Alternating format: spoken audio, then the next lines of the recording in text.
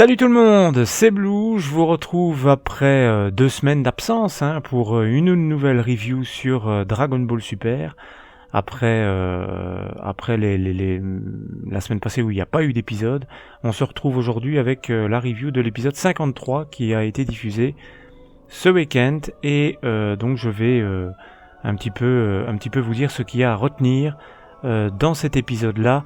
Mais même si on continue l'intrigue de Black, on a donc Zamatsu qui fait son apparition, on en apprend un petit peu plus, mais ça reste très maigre. Moi j'ai trouvé que ça restait très maigre au niveau des informations qu'on a en plus, et donc ça ne nous permet pas, après cet épisode-là, d'avancer plus que ça. Voilà. Mais je vais revenir, bien entendu, sur les événements, enfin sur les informations qu'on a en plus dans cet épisode-là et sur ce qu'on peut en déduire. Avant que Son Goku déboule dans l'univers 10, puisque Whis, Beerus et Son Goku sont en direction de l'univers 10, puisque lors de l'apparition de Black, Whis et Beerus s'étaient rendu compte qu'il avait le même ki que ce mystérieux Kaioshin Zamatsu de l'univers 10. Et donc, avant qu'ils se rendent dans l'univers 10, on peut voir à un moment donné Zamatsu et son supérieur Kaioshin qui sont tous les deux occupés à boire du thé, et c'est là qu'on apprend qu'en fait Zamatsu était à la base un Kaio. Il était à la base un Kaio qui est devenu il était à la base Kaio et qu'il est devenu un Kaioshin. Du moins il est en apprentissage actuellement pour devenir un Kaioshin. Il est sous la protection de son maître Kaioshin qui lui apprend tout ce qu'il doit savoir. Mais on sent déjà que Zamatsu est déjà très en colère par rapport aux mortels, qu'il considère inférieur et même dangereux. Son supérieur lui dit alors il tempère un petit peu en lui disant qu'il ne doit pas interférer, puisque Zamatsu se demande si les mortels doivent être protégés finalement, puisqu'ils sont inférieurs et dangereux. Et voilà, son supérieur lui dit que il ne doit pas intervenir et doit continuer à suivre leurs actions et apprendre de ça. Mais on sent déjà que Zamatsu a déjà quelque chose. Mais je me demande si finalement tout ce qu'on nous montre sur Zamatsu n'est pas un trompe-l'œil, n'est vraiment pas là pour nous tromper et nous faire vraiment croire que c'est Zamatsu et qu'en fait c'est pas lui. Donc ensuite, Son Goku, Whis et Beerus arrivent dans l'univers 10. S'ensuit, et là je vais très vite parce qu'il se passe quelques petits trucs entre, mais j'y reviendrai après. S'ensuit un combat entre Son Goku et Zamatsu, qui est d'abord réfractaire à l'affronter, puisque il ne voit pas pourquoi il affronterait un mortel. Son Goku l'affronte en Super Saiyan 2 et va finalement le surprendre en le battant, c'est peut-être un grand mot, mais en le mettant à terre. Et donc de là va en découler une grande surprise pour Zamatsu qui ne s'attendait pas à une opposition pareille. Il ne s'attendait pas à ce que Son Goku soit aussi fort, puisqu'il le prenait pour un mortel insignifiant. Donc voilà. Donc déjà là, on peut voir que Son Goku va rester marqué dans l'esprit de Zamatsu. Ce qu'on peut voir encore dans cet épisode-là, c'est une information par rapport aux anneaux du temps. On peut voir une information aux anneaux du temps, puisque quand Whis et Beerus arrivent dans le palais des Kaioshin, donc ils les informent de ce qui se passe dans l'univers 7, et ils demandent à voir les anneaux du temps, pour voir s'il n'en manque pas. Et là, on peut constater qu'il n'en manque pas. Alors on peut constater qu'il y en a 4, si je ne me trompe pas, qu'il y en a 3 verts et 1 gris. Alors, le gris est déjà mis en avant par rapport au vert, comme si le gris était plus puissant quelque part que les 3 verts. Et le gris, c'est justement celui qu'on peut voir au doigt de Black. Donc ce qui pourrait peut-être dire, mais ça c'est vraiment qu'une supposition, c'est que l'anneau qui se trouve au doigt de Black serait en fait un anneau supérieur, je vais dire, un anneau plus important que les 3 verts qu'on peut voir juste à côté. Ce qu'on peut voir aussi également, c'est une différence par rapport au Potaras, par rapport aux boucles d'oreilles. On sait que la boucle d'oreille de Black est verte. Celles de Zamatsu ne le sont pas. Il en a 2 et elles sont rouge-orange. Elles sont rouge-orange. Mais par contre, celles du maître, elles sont vertes. Donc, voilà, déjà ça peut être un élément de réponse. Est-ce que le maître de Zamatsu peut être suspecté du coup? Est-ce qu'il peut cacher son jeu? Et est-ce qu'on ne nous mettrait pas plein la vue sur Zamatsu, et justement pour nous faire croire que c'est lui, alors qu'en fait c'est son maître? C'est une option possible, même si l'attitude du maître Kaioshin n'a pas l'air suspecte. Il n'est jamais vraiment suspect, il ne ressent aucune rancœur par rapport au mortel. Donc c'est un petit peu difficile à croire ça. Maintenant, moi je pense que le Zamatsu qu'on voit dans cet épisode-là pourrait, je vous en avais déjà parlé, ça pourrait ne pas être Black. J'avais dans un premier temps pensé que ça pourrait être un Zamatsu d'un autre univers, mais on sait très bien que les Kaioshin d'univers en univers ne sont pas les mêmes. C'est-à-dire ceux d'univers 7 ne sont pas les mêmes que l'univers 10. Donc c'est impossible, je crois, de retrouver un Zamatsu dans l'univers 7. Donc je pense que la véritable identité ne vient pas de l'univers 7, mais vient d'un autre univers. Ça vient d'un autre univers, et je pense que ça peut être tout simplement que ce Zamatsu qu'on peut voir là ne serait pas Black, mais que le Black qu'on connaît serait le Zamatsu du futur, ou du passé, du futur plutôt, de cet univers 10. Parce que moi j'ai pas l'impression que le Zamatsu qu'on voit dans cet épisode, du moins de ce qu'on a vu jusqu'à présent, j'ai pas l'impression qu'il est prêt encore à devenir Black. J'ai pas l'impression qu'il est, comment je veux dire ça, qu'il est mûr, enfin qu'il est prêt, qu'il est décidé à devenir Black. Je pense que sa rencontre avec Son Goku peut être un déclic, et je pense qu'il a déjà de la rancœur par rapport aux mortels, par rapport aux humains. Ça c'est déjà bien installé, on le voit. Mais je n'ai pas l'impression qu'il joue un double jeu. Je ne me suis pas dit en voyant Zamatsu, ben oui c'est lui. Je pense que celui qu'on a vu dans cet épisode-là n'est que celui d'une autre timeline. Voilà, je pense que effectivement Zamatsu pourrait être Black, très certainement. Et puis Whis le dit à la fin que le ki de Zamatsu est quand même vraiment vraiment identique à celui de Black. Mais pour moi, ce n'est pas, ça pourrait très certainement être le Zamatsu, mais d'une autre timeline. Parce que voilà, pour moi, je pense que ce Zamatsu-là n'est pas prêt. Il va certainement le devenir, mais il pourra peut-être servir à Goku et aux siens pour avoir plus d'informations. Il pourra finalement être, comment expliquer ça? Peut-être que ce Zamatsu-là pourrait être sauvé quelque part et ne pas devenir Black, tandis que celui d'une autre timeline serait devenu Black, mais celui-ci sera peut-être sauvé et finira peut-être par apprécier les humains, chose qui n'est peut-être pas arrivée dans une autre timeline où ce Zamatsu-là aurait rencontré Goku ou aurait pris le corps de Goku pour une autre raison. Mais là, je pense que tout ce qu'on a vu dans cet épisode-là est là pour nous tromper. Je ne pense pas que ce soit celui-ci.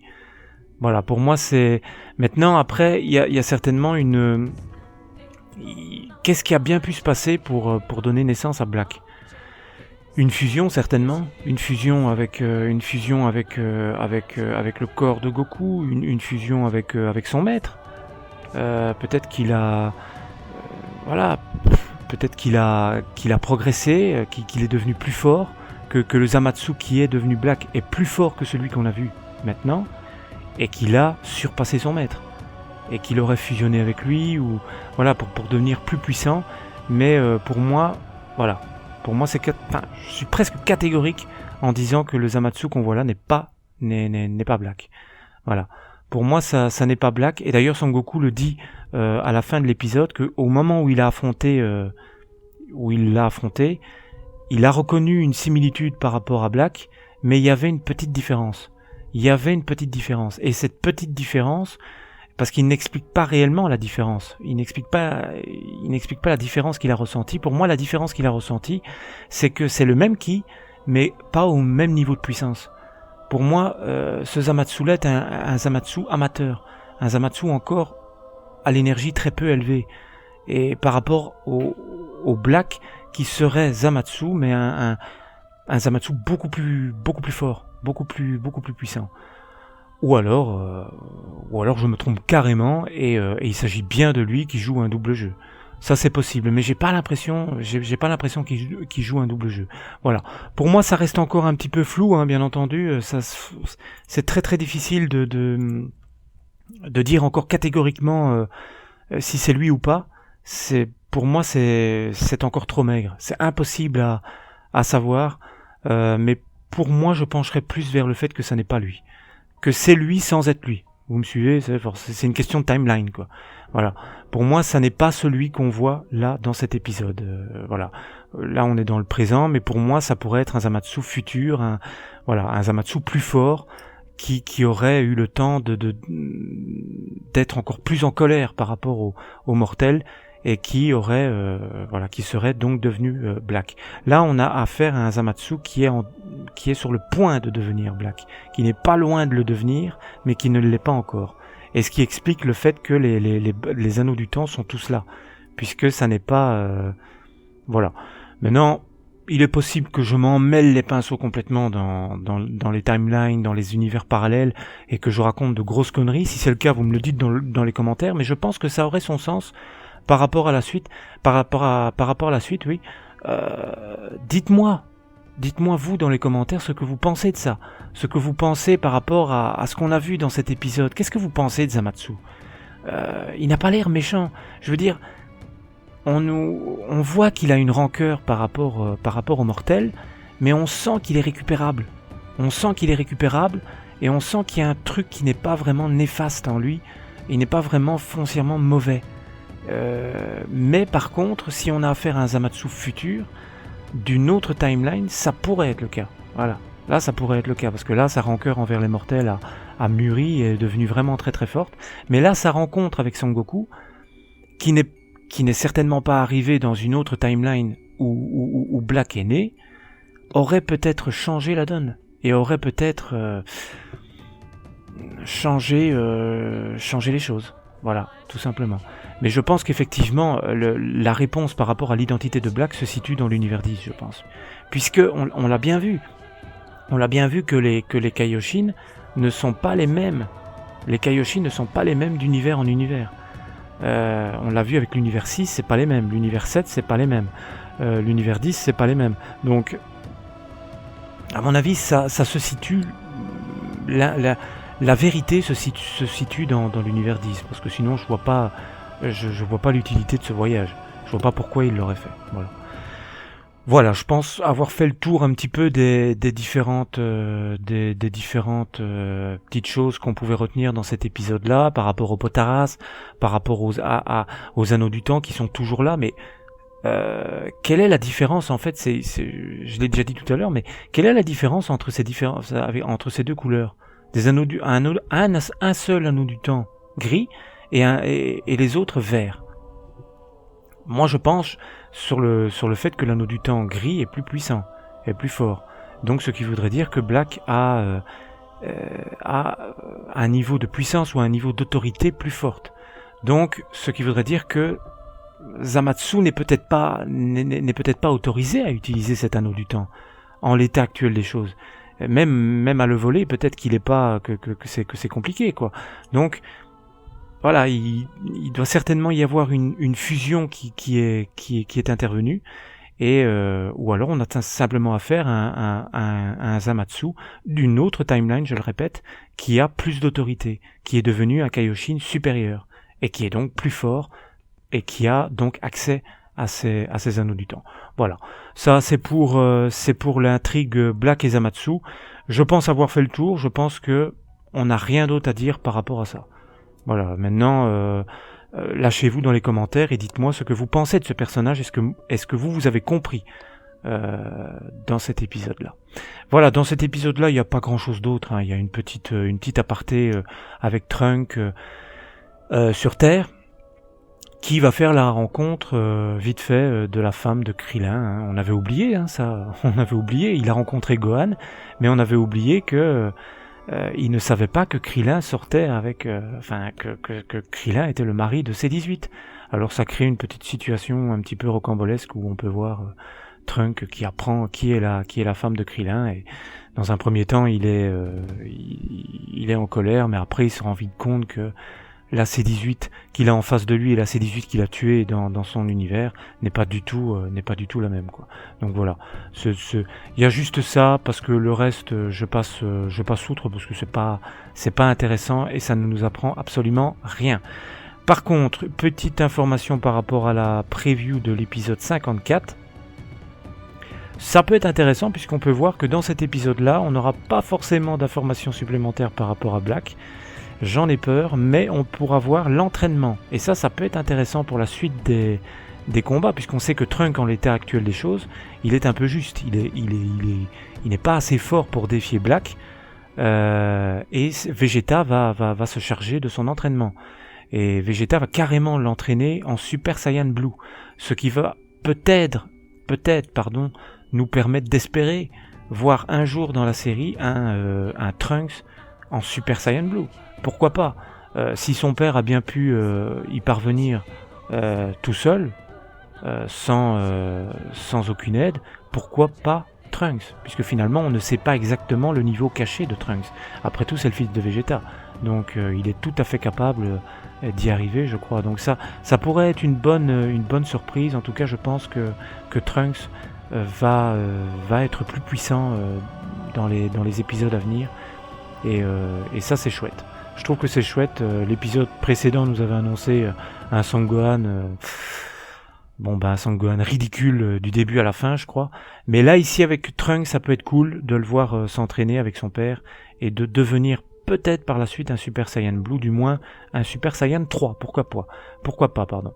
Ça pourrait être pas mal, et ça pourrait l'aider dans son duel contre Black.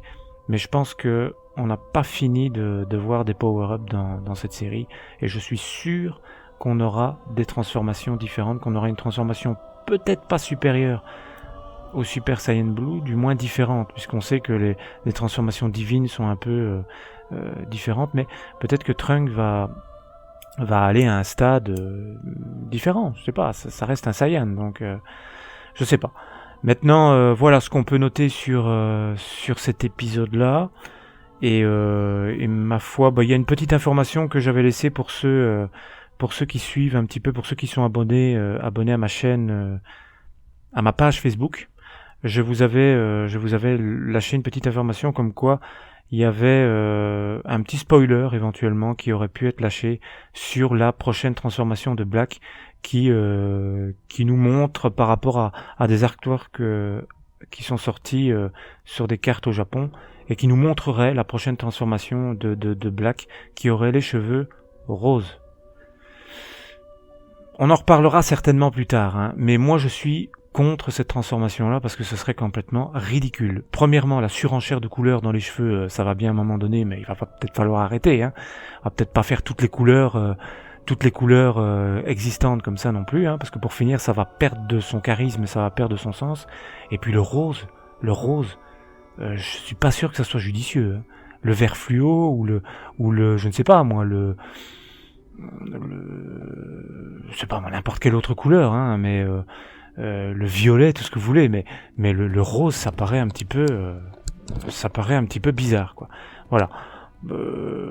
Voilà, ça je l'avais partagé sur ma page Facebook, si vous voulez aller voir, mais je pense que la plupart d'entre vous le savent déjà. Voilà, je pense que c'est tout ce qu'on peut dire par rapport à cet épisode-là, et donc comme d'habitude, hein, dans les commentaires, lâchez-vous, et on en parlera ensemble par rapport à ce que j'ai dit, par rapport à vos théories, par rapport à ce que j'ai peut-être oublié dans l'épisode, hein. Ça peut arriver que j'oublie certaines choses, mais je pense que j'ai fait le tour. Voilà, je vous dis à bientôt tout le monde pour une prochaine vidéo. Salut à tous!